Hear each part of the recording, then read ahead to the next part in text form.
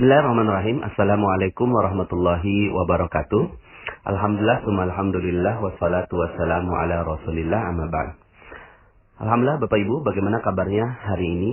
Semoga selalu dalam limpahan keberkahan, kemuliaan dan kejayaan dari Allah Subhanahu wa taala. Semoga saya doakan sahabat magnet rezeki semua juga mendapatkan rezeki berlimpah dari Allah Subhanahu wa taala.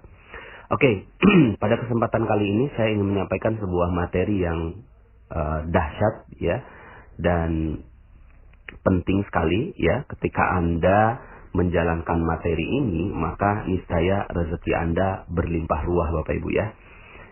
Jadi materi ini penting sekali dan banyak sekali dilewatkan oleh banyak orang ya, padahal itu adalah sebuah kunci rezeki ya. Oke, tapi memang nggak mudah Bapak Ibu saya menyampaikan materi ini. Makanya mohon maaf ya, saya sempat janji bahwa saya akan menyampaikan materi ini, tapi saya tunda karena ada satu materi, yaitu merawat terumbu karang yang harus saya sampaikan terlebih dahulu ya. Dan tentunya materi ini juga kalau Anda belum mendengarkan materi-materi yang lain seperti materi Law of Projection, konsep dasar magnet rezeki, kemudian tips jeruk nipis, Paradox of Candy, kemudian cicak dan jerapah ya, dan materi-materi sebelumnya lunas hutang seketika, nampaknya ilmu ini tidak mudah Anda terima gitu ya. Jadi saya berharap Anda sudah dengarkan dulu, sudah banyak sekali ada garpu tala, kemudian merawat terumbu karang. Jadi kalau seandainya Anda sudah sampai di audio sekarang ini, tapi Anda belum mendengarkan audio-audio yang sebelumnya, saya sarankan jangan dilanjutkan Bapak Ibu, matikan audio ini, lalu kemudian Anda coba dengarkan yang lainnya ya. Bukan apa-apa, karena materi ini akan dipahami berbeda ya, dipahami berbeda dengan sudut pandang yang berbeda kalau Anda belum mendengarkan audio-audio saya sebelumnya ya. Oke Bapak Ibu ya. Ya, siap ya. Jadi kalau Anda belum mendengarkan, langsung matikan saja. Silakan Anda dengarkan lagi yang materi yang sebelumnya. Insya Allah nanti akan sampai juga di materi ini. Karena materi ini dahsyat Bapak Ibu. Materi ini akan membuat Anda semua akan mendapatkan rezeki berlimpah dari Allah Subhanahu wa taala ya. Judul materinya adalah jurus jitu menarik piutang. Gitu Bapak Ibu ya. Jurus jitu menarik piutang. Bagi bagi Anda yang memiliki piutang ini adalah kita menghutangi orang, lalu kemudian orang itu nggak bayar-bayar gitu ya, atau orang itu belum sampai pada proses pembayarannya lah begitu ya. Intinya sih kita belum terima dana dari orang yang kita berikan hutang itu ya.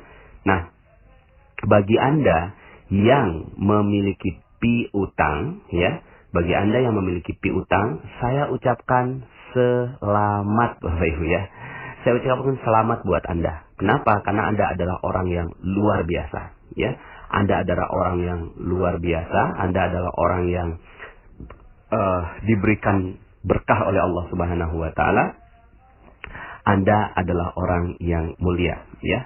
Ini materi ini cukup panjang Bapak Ibu, dan saya perlu menyampaikan beberapa dalil agar Anda bisa menerima penjelasan saya ya. Oke, kita mulai ya Bapak Ibu ya. Jadi gini Bapak Ibu.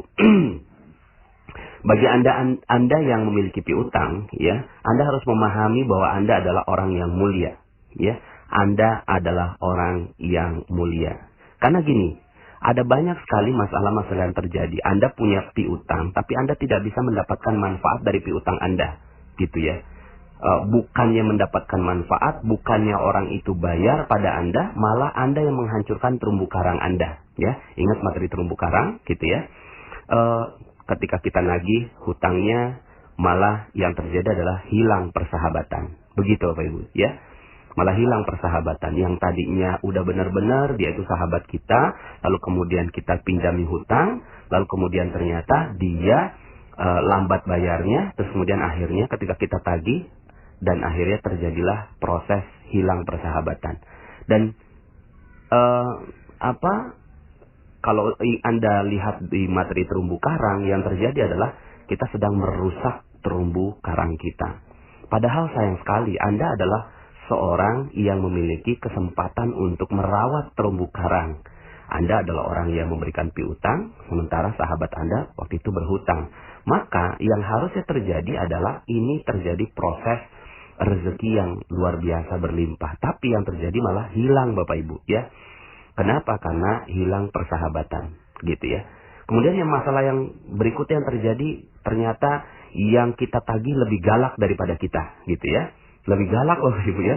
Udah kita tagih gitu ya, kemudian kita datangi, terus kemudian akhirnya dia malah lebih galak daripada kita ya. Akhirnya ya ini yang masalah yang terjadi akhirnya gitu ya.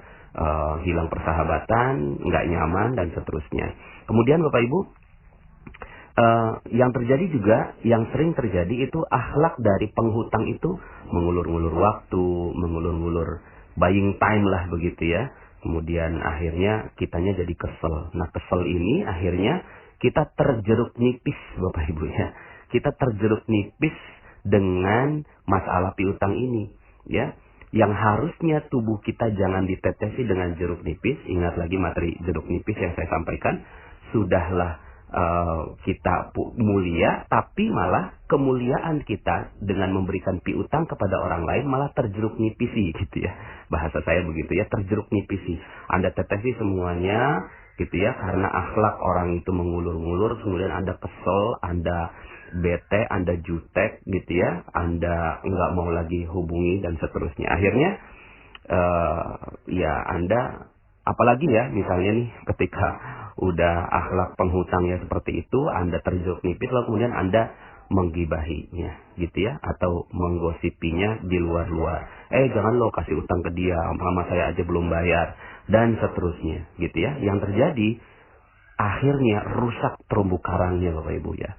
Akhirnya yang terjadi adalah bukannya kita mendapatkan harta kita kembali, malah yang terjadi adalah harta yang sudah ada yang bagus-bagus kita dapatkan itu malah hilang Bapak Ibu ya. Makanya jangan sampai akhirnya ini terjadi. Makanya saya ucapkan kepada Anda selamat ya, selamat. Anda adalah orang yang mulia, Anda adalah orang yang tinggi, Anda orang yang memiliki piutang gitu kan. Anda memiliki harta di orang lain gitu ya. Jangan sampai akhirnya ketinggian Anda ini, kemuliaan Anda ini turun derajatnya hanya gara-gara tidak tepat dalam bersikap pada urusan piutang ini Bapak Ibu ya.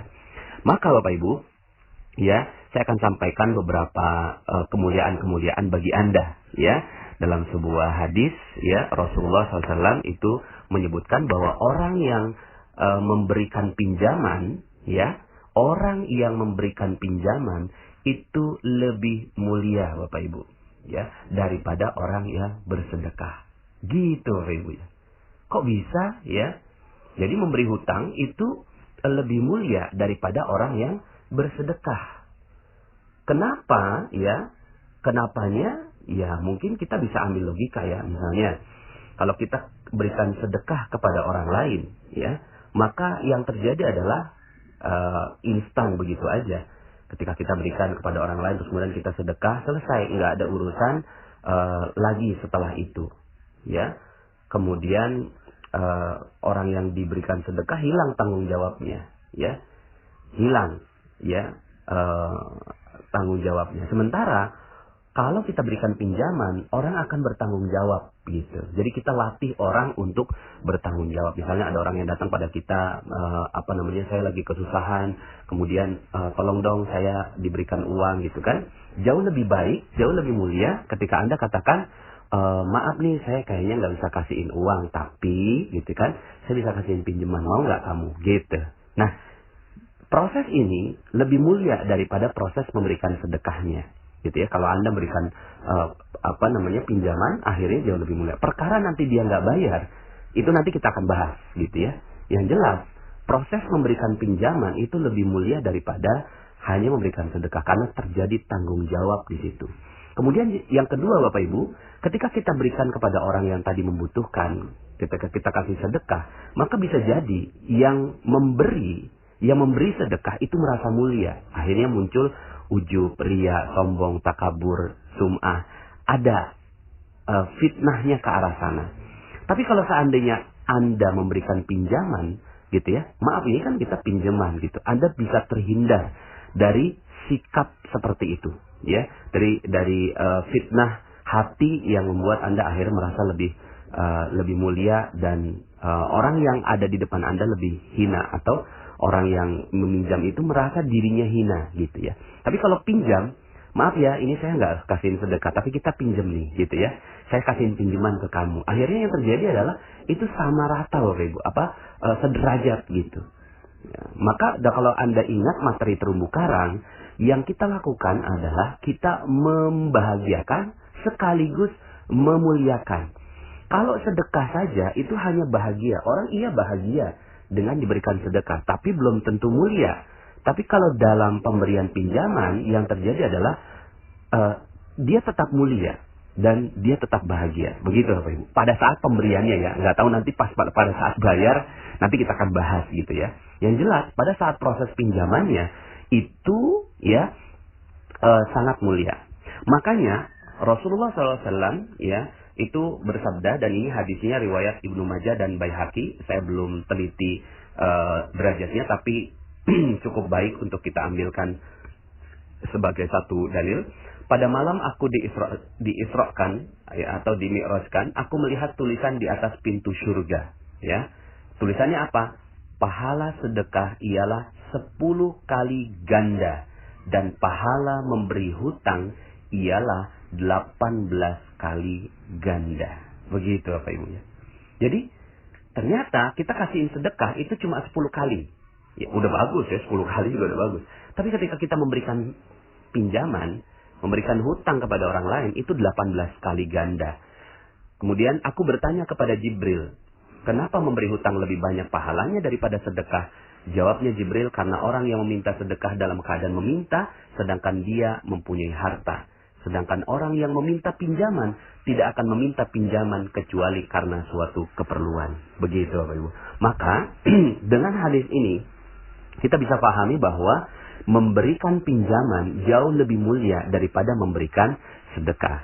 Maka kalau Anda yang mendengarkan audio ini dan merasa memiliki piutang, sekali lagi saya ucapkan selamat Bapak Ibu ya.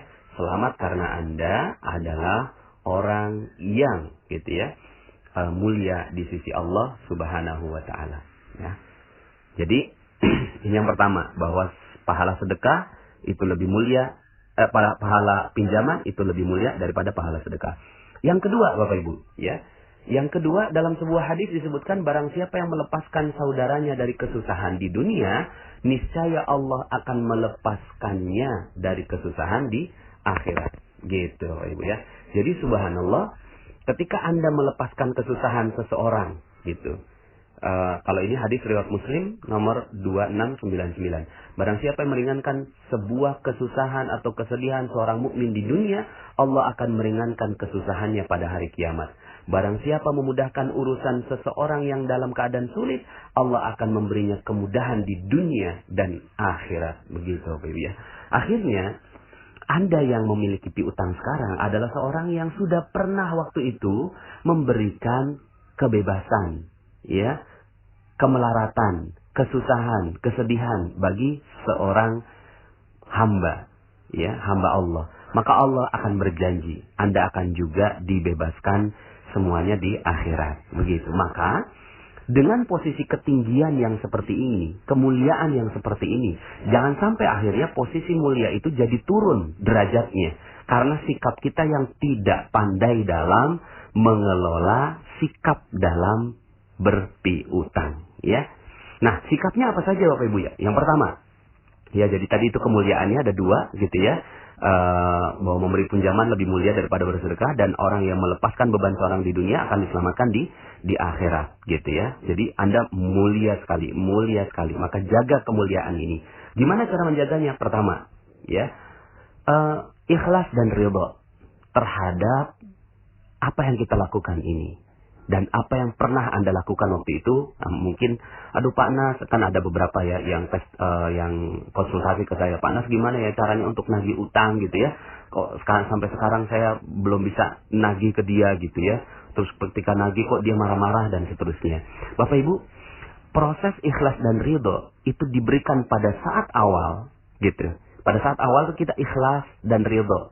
Ikhlas ini ya kita berikannya ikhlas, pinjamannya ikhlas, kemudian ridho menerima apapun kondisinya dia, gitu kan, dengan mempermudah syaratnya, begitu. Terus kemudian ikhlas dan ridho ini terus kita jaga sampai uangnya diterima kembali. Gitu Bapak Ibu, ya. Jadi ini yang harus dijaga. Sikap kita, ikhlas dan ridhonya itu nggak boleh turun. Saat pertama kali kita berikan, itu kita ikhlas dan ridho. Biasanya begitu. Tapi pada saat kok ya kita lagi butuh, dianya kagak ngembaliin, itu langsung turun derajat kita Bapak Ibu. Lalu kemudian akhirnya kita bete, jeruk nipis kita muncul gitu ya. Terus kemudian jendela buram kita muncul. Kemudian akhirnya kita nggak percaya dengan Allah gitu ya. Terus kemudian kita sebel sama si orang itu, akhirnya terumbu karangnya kita hancurkan. Maka Bapak Ibu ya, yang harus kita lakukan adalah jagain nih ikhlas dan ridhonya sampai itu uang kembali gitu.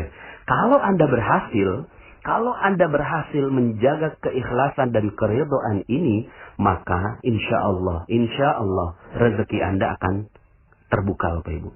Dan ternyata memang salah satu perisainya karena ini, karena Anda nggak tenang, nggak ikhlas, nggak ridho pada saat Anda uangnya tertahan. Dan sebenarnya tertahannya juga bukan karena orang itu. Saya yakin orang itu kalau udah punya uang gitu ya, pasti ngembaliin kok. Tapi siapa coba yang nahan itu uang?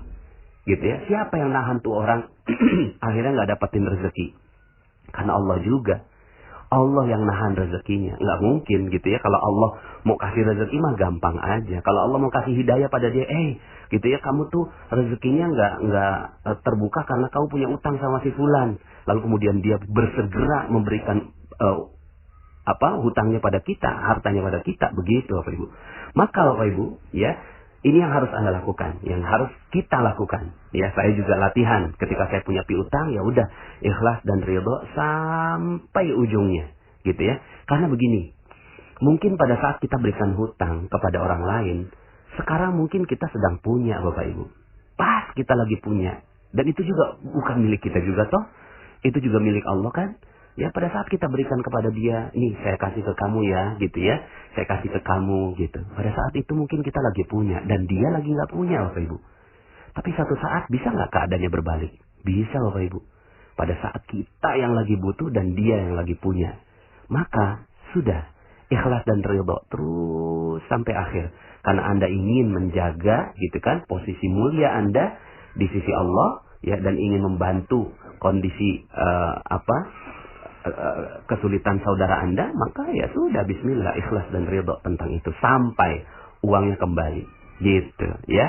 Jadi kalau seandainya Anda sekarang ini masih ada yang terjeruk nipisi ya, dengan piutang Anda yang belum kebayar, ya, sampai detik ini penjelasan saya mudah-mudahan Anda bisa oke, ya, semuanya hanya jeruk nipis gitu kan, lepasin Bapak Ibu, ikhlas dan ridho. Yang kedua, tentunya ya, sikap yang harus kita lakukan ketika memberikan piutang, sunnahnya untuk ditulis. Ada satu ayat yang panjang sekali di dalam Al-Quran, gitu ya. Panjang sekali ayatnya, dan itu adalah ayat terpanjang di dalam surat Al-Baqarah, ya. Itu kaitannya dengan sunnah ini, untuk menulis Bapak Ibu. Agar apa? Agar ketika terjadi konflik, itu ada rujukannya, gitu ya. Ya, saya juga materi ini untuk saya juga, kadang-kadang saya juga nggak nulis ya, tapi bismillah, insya Allah mudah-mudahan kita bisa menulis ini, tulisannya agar kita menjadi punya rujukan pada saat terjadi perbedaan pendapat. Kemudian yang ketiga, nah ini dia ya, yang namanya proses pinjaman dan Anda ingin mendapatkan berkah dari rezeki piutang, syarat yang nomor 3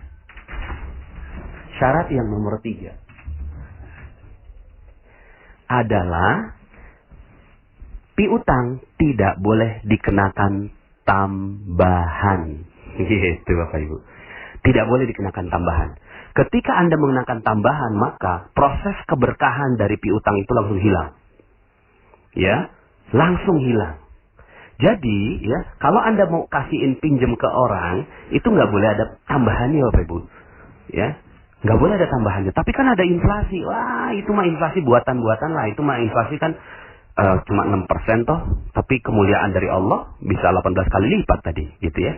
Jadi kita udah nggak usah mikirin bagaimana kita bisa bertambah. Kalau mau tambah itu bukan piutang namanya, itu proses jual beli, gitu, murabahah atau mudorobah atau musyarakah, ya. Itu nanti bahasanya kita beda lagi, nanti kita akan bicara tentang muamalah, jual beli dan seterusnya. Tapi ini sekarang piutang kan? Kalau bicara piutang nggak boleh ditambah, nggak boleh diancam. Kamu nanti kalau telat bayar nanti saya akan tambah loh, gitu. Saya akan tambah loh. Bapak Ibu, kalau seandainya kita melakukan ini, maka seluruh keberkahan dari rezeki piutang itu akan hilang. Ya, maka hati-hati jangan sampai ada biaya tambahannya. Makanya nggak gampang nih urusan ini. Kita hanya bisa, nanti saya akan kasih solusinya. Selanjutnya gimana? Pokoknya intinya terima dulu ini, gitu ya, bahwa sikap kita nggak boleh minta tambahan. Berikutnya adalah, ya, melonggarkan syarat, gitu. Melonggarkan syaratnya bahkan membebaskan, gitu Bapak Ibu. Dalam sebuah hadis riwayat Tirmizi, barang siapa yang memberikan kelonggaran waktu pada hutangnya orang fakir dan miskin, gitu ya, atau bahkan membebaskannya, maka Allah akan memberikan kepadanya naungan di hari kiamat di bawah naungan arsy-Nya, ketika tidak ada naungan kecuali naungannya, gitu Pak. Ya. Jadi meringankan syaratnya, jadi kelonggaran waktu, gitu ya. Jadi ketika kita nagih, gitu ya, maka kita pada saat itu kita kasih longgar, gitu. Kita kasih longgar, ya. Kasih longgar kepada orang yang berhutang pada kita, ya. Dan ini dalam sebuah hadis riwayat Bukhari nomor 2076, rahimallahu rajulan samhan idza ba'a wa idza ishtara wa idza irtada, ya. Semoga Allah merahmati seorang yang bersikap mudah ketika menjual, ketika membeli, dan ketika menagih hutang, ya. Nah, akhirnya yang harus kita lakukan benar-benar menjaga terumbu karang, Bapak Ibu. Ya, jagain terumbu karang ini baik-baik, sehingga akhirnya ketika kita menagih juga, ya, ketika kita menagih itu sampai orang tuh nggak takut sama kita. Yang sekarang terjadi kan beda, kita pakai debt collector, kita ancam harus ke polisi, kita ancam ke pengadilan. Aduh, malah itu, ya, Allah nggak kasih berkah gitu loh. Ya, Allah nggak kasih naungan pada kita. Padahal ketika kita melonggarkan, kita datang nih misalnya. Terus kita datang gitu kan. Mungkin dia udah takut duluan ya Bapak Ibu ya. Oh, kalau kita mau tagih. Enggak. Udah ada belum uangnya? Belum ada. Oh ya udah ya, silahkanlah gitu kan. Seperti itu gitu ya. Ya. Jadi ketika Anda melakukan itu, maka insya Allah Subhanahu wa Ta'ala akan memberikan kemudahan kepada Anda, ya. Misalnya dalam hadis Ibnu Umar dan Aisyah radhiyallahu anhuma, Rasulullah SAW bersabda, "Man taba haqqan, ya, falyatlubhu fi afafin wafin aw ghairi wafin." Siapa saja yang ingin meminta haknya, hendaklah dia meminta dengan cara yang baik-baik pada orang yang mau menunaikan, ya, pada orang yang mau menunaikannya ataupun enggan menunaikannya. Ya, ini hadis riwayat Ibnu Majah 1965. Dalam hadis lain Abu Hurairah radhiyallahu an, ya, khudz haqqak, ya, khudz haqqak fi afafin wafin aw ghairi wafin. Ambillah hakmu dengan cara yang baik pada orang yang mau menunaikannya ataupun enggan menunaikannya, gitu ya. Ini hadis riwayat juga Ibnu Majah 1966, ya. Jadi Bapak Ibu, ketika kita mampu melakukan ini, nggak gampang kan, ya? Saya yakin nggak gampang, dan Anda merasa aduh gitu ya, kok harus kayak begitu gitu ya. Karena Allah juga yang sampaikan ini dalam Al-Quran surat Al-Baqarah ayat 280. Wa in kana dzu usratin wa nadhiratun ila maisarah wa an tasaddaqu khairul lakum in kuntum ta'lamun. Dan jika orang yang berhutang itu dalam kesukaran, maka berilah tangguh sampai dia berkelapangan dan menyedekahkan sebagian atau semuanya, gitu ya. Dibebaskan aja sekalian, lebih baik bagimu jika kamu mengetahui, gitu ya. Nah, Bapak Ibu, inilah akhlak dalam menagih, memberikan tangguh, berbuat baik, ya, melonggarkan syarat, bahkan membebaskan, gitu. Luar biasa Bapak Ibu ya. Jadi ini hadisnya banyak sekali, hadis riwayat Muslim nomor 3006, ya, barang siapa memberi tenggang waktu bagi orang yang berada dalam kesulitan untuk melunasi hutang atau bahkan membebaskan utangnya, maka dia akan mendapatkan naungan dari Allah Subhanahu wa taala. Ya, dalam hadis riwayat Ahmad gitu ya. Barang siapa ingin mendapatkan naungan Allah Azza wa Jalla, hendaklah dia memberi tenggang waktu bagi orang yang mendapatkan kesulitan untuk melunasi hutang atau bahkan dia membebaskan hutangnya, gitu ya. Jadi Masya Allah, ya, kalau seandainya kita melakukan ini, ya, ini adalah akhlak orang yang menagih gitu ya, maka ini Allah akan berikan keberkahan untuk Anda. Ini ada cerita ya tentang Abu Qatadah gitu ya, bahwa ternyata Abu Qatadah menagih dan orang itu benar-benar dalam kesulitan ya. Kemudian dikonfirmasi. Konfirmasinya, apa betul engkau orangnya kesulitan? Iya betul. Maka Abu Qatadah bahkan membacakan hadis gitu kan.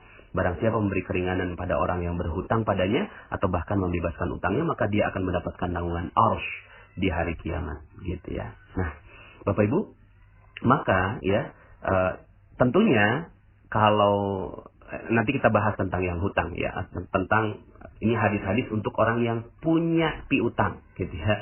Punya piutang. Pokoknya kasihin tanggang waktu dan seterusnya ya. Nah,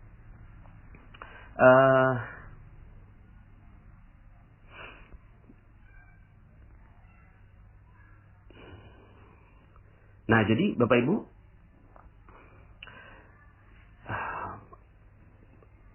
yang berikutnya dari sikap kita ya. Jadi pahala piutang ini Bapak Ibu double dan double lagi ya.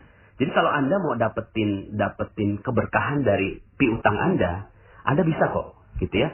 Anda bikin lipat ganda. Gimana caranya gitu ya? Lipat gandanya tuh begini ya. Lipat gandanya tuh lipat gandanya, maaf nih saya harus cari catatan saya tadi.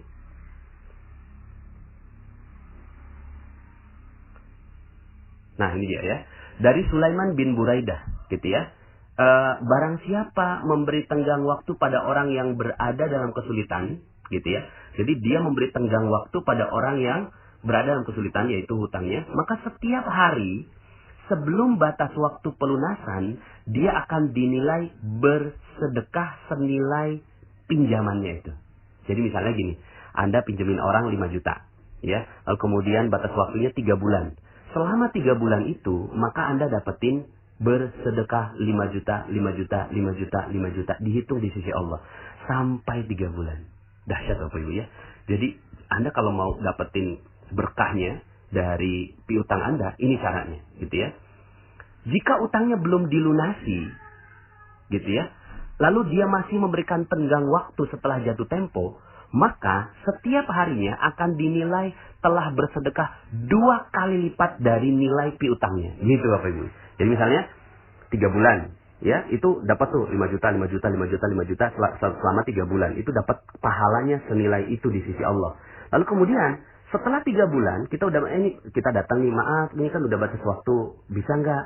Aduh maaf, saya belum bisa, benar-benar deh saya belum bisa. Oke, gitu kan? Saya kasih waktu lagi, kurang lebihnya 6 bulan ke depan, atau 3 bulan ke depan. Nah maka, selama 3 bulan ini, maka itu lipat ganda Bapak Ibu, 10 juta, 10 juta, 10 juta, 10 juta, 10 juta, gitu. Nah mungkin gitu ya, setelah selesai dari 6 bulan itu, kalau lihat dari hadisnya, seandainya dia nggak bayar lagi, gitu ya, datangin lagi dengan akhlak yang baik, ya. Bahkan kita kasihin hadiah, gitu ya, kita kasihin martabak lah begitu ya. Aduh, gitu ya, sampai akhirnya dia merasa nggak enak. Tapi nggak apa-apa, kita bukan tujuannya untuk merasa nggak enak kok. Kita bilang gitu kan, gimana? Apa sudah bisa udah bisa dibayar? Belum bisa, ya udah saya kasih 3 bulan lagi. Itu jadi 15 juta, 15 juta, 15 juta, 15 juta, 15 juta. Wallahu a'lam ya. Ini sesuai dengan hadisnya, gitu ya. Dan ini dikatakan hadis ini sahih. Maka kalau seandainya Anda mau dapetin rezekinya dari ya piutang Anda, begini Bapak Ibu, ya. Apalagi kalau Anda pas dia udah nggak bisa lagi, beneran nih kamu udah nggak bisa, ya udah deh, saya bebaskan.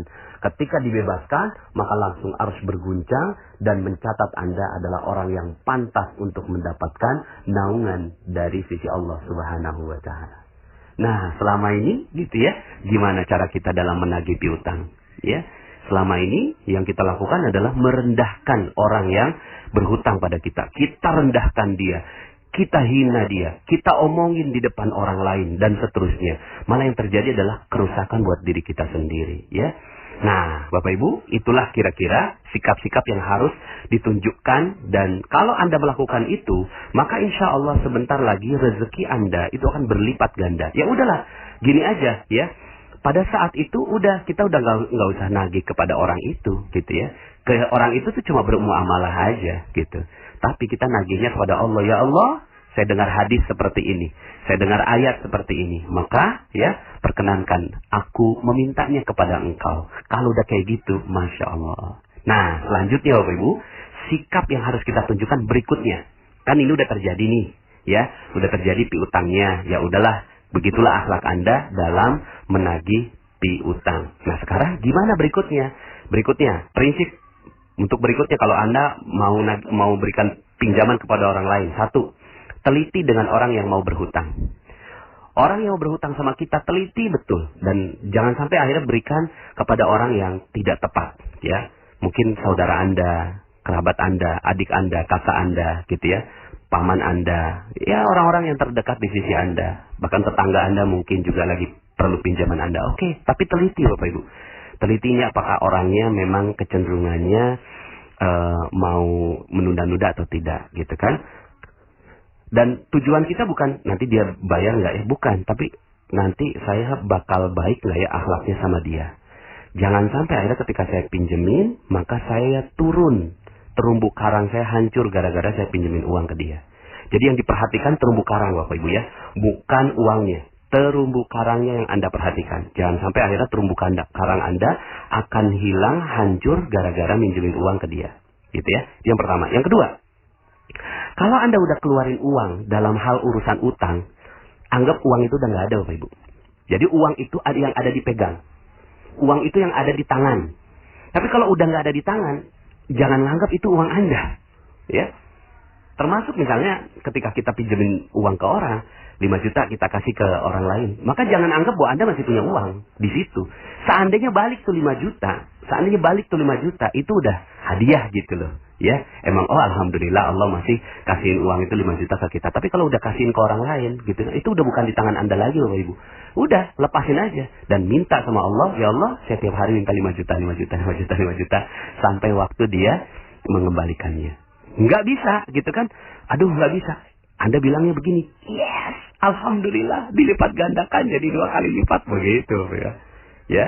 Kemudian yang ketiga, saat orang minta-minta gitu ya. Saat orang misalnya datang minta-minta kepada Anda. Nanti saya akan bahas tentang meminta-minta. Ketika ada orang yang meminta-minta datang pada Anda, ajak dia untuk bertanggung jawab dengan pinjaman.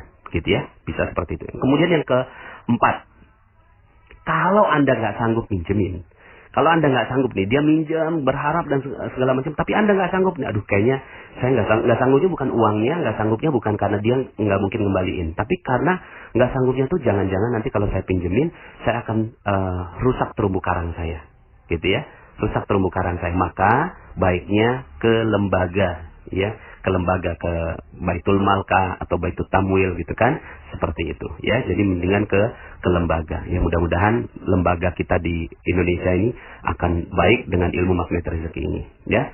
Dan Bapak Ibu, terakhir yang ingin saya sampaikan gitu ya, adalah masuk surga dengan piutang gitu. Masuk surga dengan piutang Bapak Ibu ya. Gimana caranya gitu ya? Gimana caranya bisa masuk utang dengan masuk surga dengan jalan piutang?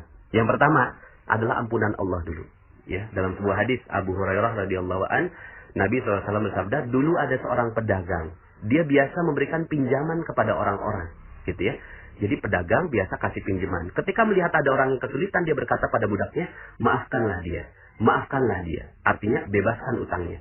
Maka ya, semoga Allah memberi ampunan pada kita. Dan semoga Allah pun memberikan ampunan kepadanya. Sampai begitu Bapak Ibu ya. Nah, orang yang seperti ini gitu ya, itu dalam sebuah hadis ya, riwayat Ahmad disebutkan, ada seseorang didatangkan pada hari kiamat. Allah berkata yang artinya, lihatlah amalannya. Kemudian orang tersebut berkata, wahai Rabbku, aku tidak memiliki amalan kebaikan selain satu kebaikan. Gitu. Jadi ini orang dihadapkan kepada Allah, coba lihat catatan amalnya. Nggak ada. Ya sholatnya biasa, ya biasa lah gitu ya, bukannya spesial banget. Tahajudnya biasa, duhanya biasa gitu ya. Kemudian semuanya biasa lah gitu ya. Dia juga nggak spesial banget. Dia juga mungkin nggak bisa berdakwah gitu kan. Dia juga mungkin tidak beramal yang baik-baik, yang sempurna begitu ya. Tapi dia punya satu amalan. Apa amalannya? Dulu aku memiliki harta, lalu aku sering meminjamkannya pada orang-orang. Setiap orang yang sebenarnya mampu untuk melunasinya, aku beri kemudahan.